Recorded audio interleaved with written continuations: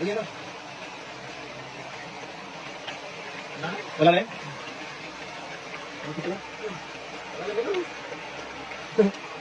Meron? Ah, tilapia? Tilapia? Ayun, grabe yung utas na to. Ito po kasi ay koleksyon dun sa mga napakaraming isla. Kaya po dito po, ayan, nagtambak yung maraming isla sa ilalim. Ayan, tilapia. Tilapia pa rin. Baka may ibang klaseng isla dyan. Ano? Ang hulat ako sa mga silik. Marami?